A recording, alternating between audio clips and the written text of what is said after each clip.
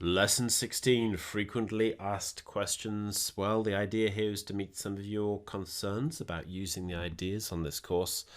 Question 1, what are the best nootropics? Well, there are many. As I mentioned earlier, piracetam blended with a choline source, such as choline bitartrate. That works. Noopept, a more advanced form, if you like, not technically a racetam, but chemically similar. That also works, but there's a whole family of racetam drugs, and they're all effective, and they all appear to have no, or at least very small, medical risks. They do not blend well with warfarin, a blood thinning drug, but there is very little contraindication as far as we know, and modest risks with these drugs, but obviously read up on them before you use them.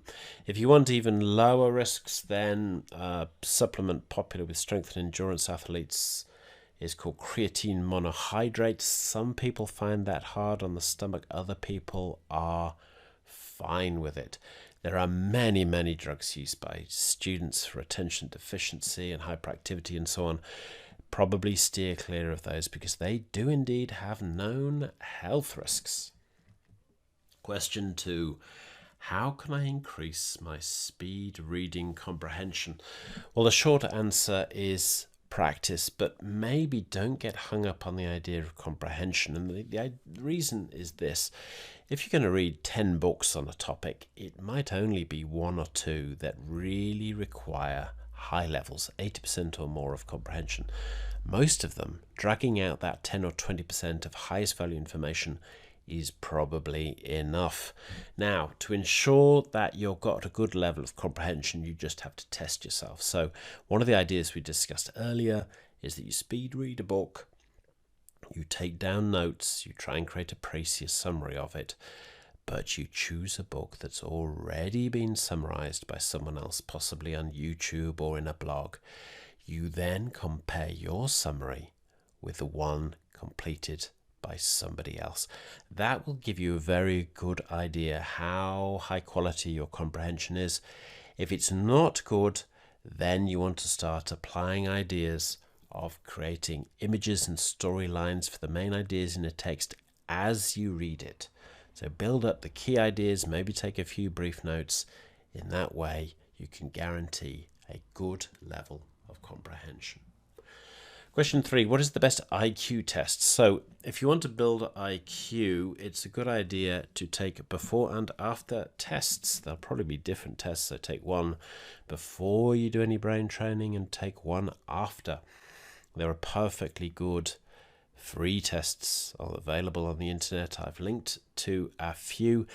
They're okay, but they're probably not the best IQ test. The best IQ test would be professionally administered by a psychometric professional, and they're going to cost normally at least a few $100 American. You could spend over $1,000 on such a test. So they're not cheap, but that is the gold standard, and lots of information available on the internet on IQ testing. Question 4, why don't they teach this stuff about learning strategies at school and college? Well, they should. Some of it is taught. I've seen mind mapping taught. A couple of the revision cycle ideas I've seen taught. Little bits about speed writing, but really overall not a lot. And I suppose the reason is that if you start teaching meta-knowledge, so content on history and chemistry, all the traditional stuff, and meta-knowledge about how to learn better, how to use your brain better, an already packed curriculum just gets busier. So I think the reason is schools and colleges are generally trying their best, but there isn't a lot of time and resource to add this material, so they tend to just offer little bits here and there.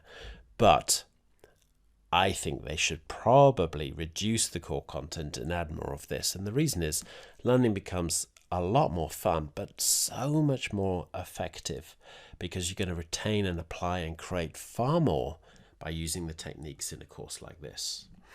In the next lesson, we look at putting all the ideas in this course together into one simple and effective training system.